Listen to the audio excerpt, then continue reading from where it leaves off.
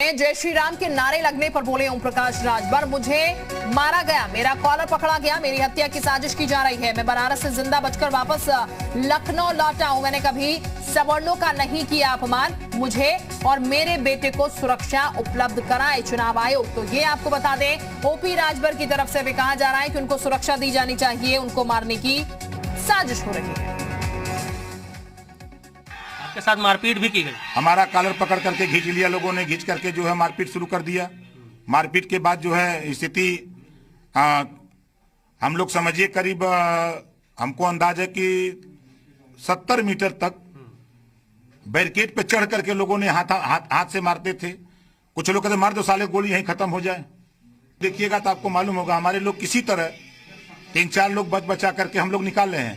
एक भी पुलिस वाला कोई मदद करने को तैयार नहीं, सारे लोग अपराधियों को मदद कर रहे हैं। तो वहां योगी आदित्यनाथ के इशारे पर उनके गुंडे वहां भेजे गए थे और वहां जो है और योगी आदित्यनाथ के गुंडे, डीएम और कमिश्नर जो वहां हैं, इनके इशारे पर वो लोगों को संरक्षण मिल रहा था।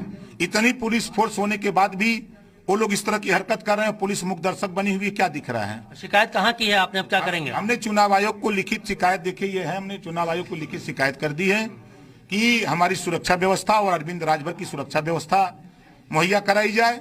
और अपने लोगों से आपके माध्यम से भी कह रहा हूं और लोगों के माध्यम से बता रहा हूं कि यदि योगी जी हमारी हत्या करा दें तो आप चिंता मत करना, चिंतन करना। जो लड़ाई हम शुरू की है, इस लड़ाई को रुकने मत देना साथियों, इस लड़ाई को आगे बढ़ाते रहना। ये इस नाते कि ये देखो हक अधिकार मान सम्मान की लड़ाई है।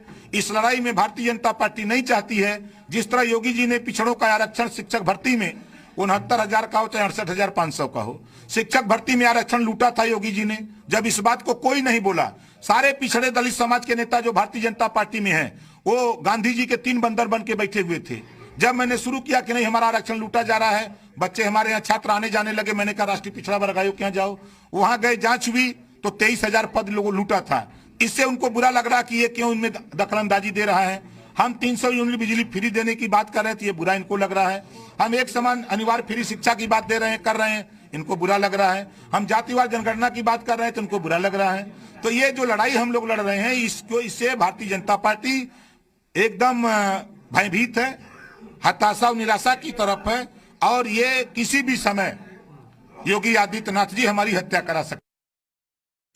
वहीं राजभर के आरोपों पर पलटवार करते हुए बीजेपी प्रवक्ता राकेश त्रिपाठी ने कहा कि जैसी करनी वैसी भरनी, क्योंकि ओपी राजभर ने अधिवक्ता समाज को कोटवाला गुंडा कहा था। सुनिए राजभर के आरोपों पर बीजेपी की क्या प्रतिक्रिया आई है।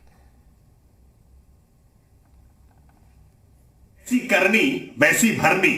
ओम प्रकाश राजभर जब लगातार विवादित बयान देने का काम करते हैं, लोगों की भावनाओं को भड़काने का काम करते हैं, तो निश्चित तौर पर उनके खिलाफ इस प्रकार के प्रदर्शन होंगे। वकील समाज का प्रबुद्ध नागरिक होता है, समाज का अगुवा होता है और समाज के तमाम मुद्दों पर अपनी प्रतिक्रिया देता है। ऐसे प्रबुद्ध नागरिकों को, वकीलों को गुंडा कहा जाने वाला इस बयान ओम प्रकाश राजभर को और उनके सहयोगी दल समाजवादी पार्टी को बहुत महंगा पड़ेगा।